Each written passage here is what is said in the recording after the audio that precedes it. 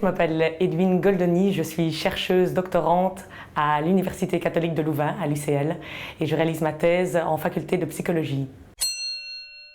L'objectif était d'essayer de faire quelque chose entre les deux, à la fois un discours concis, amusant, cohérent, mais tout en gardant une dimension scientifique et tout en épurant, entre guillemets, le travail de chercheur de tout ce qui est magnifique et qui fait sa recherche pour se centrer sur quel élément à retenir, quel élément à reprendre à la maison. Et voilà, ces spectateurs aujourd'hui retournent chez eux en disant « Tiens, cette nana, je me souviens, elle travaille sur ça. » Pour moi, c'est gagné. Il était une fois Madame Bénévole et Madame Salarié. Elles sont belles, n'est-ce pas? Madame Bénévole, elle est jeune et dynamique et elle est bénévole à la Croix-Rouge. Elle s'occupe des blessés sur les festivals. Pourquoi est-ce qu'elle fait ça? Parce que c'est important pour elle et parce que ça rencontre ses motivations. Madame Salarié, elle est jeune et dynamique et elle travaille à la Croix-Rouge. Elle coordonne les formations secourisme. Pourquoi? Parce que c'est important pour elle et parce que cela rencontre ses motivations. Excepté le fait que Madame Salarié est payée pour ce qu'elle fait et Madame Bénévole non, toutes deux, vous en conviendrez, partagent beaucoup de points communs.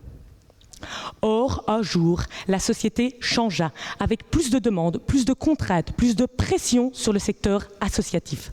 La Croix-Rouge, comme toutes les autres associations de Belgique, s'est adaptée à ces changements en devenant plus professionnelle.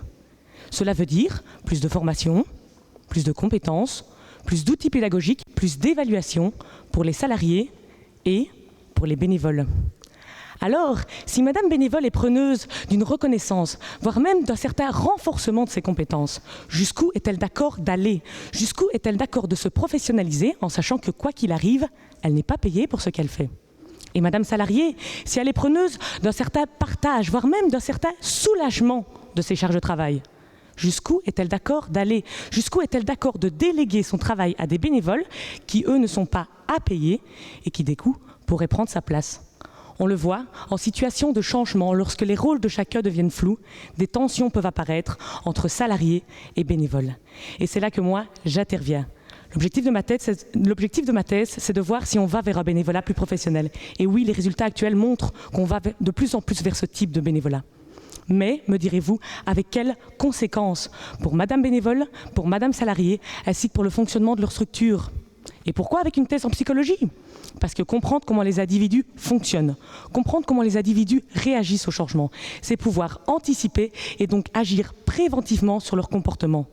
Pour d'une part, éviter les conséquences négatives, que Madame Bénévole et Madame Salarié quittent la Croix-Rouge, et d'autre part, et ça c'est bien, renforcer les conséquences positives, que Madame Bénévole et Madame Salarié gardent du plaisir à réaliser leur activité. Aujourd'hui, le bénévolat belge, c'est 1 500 000 individus, plus de 17 000 associations allant des mouvements de jeunesse jusqu'aux hôpitaux et plus de 300 000 salariés. Aujourd'hui, le bénévolat belge, c'est vous.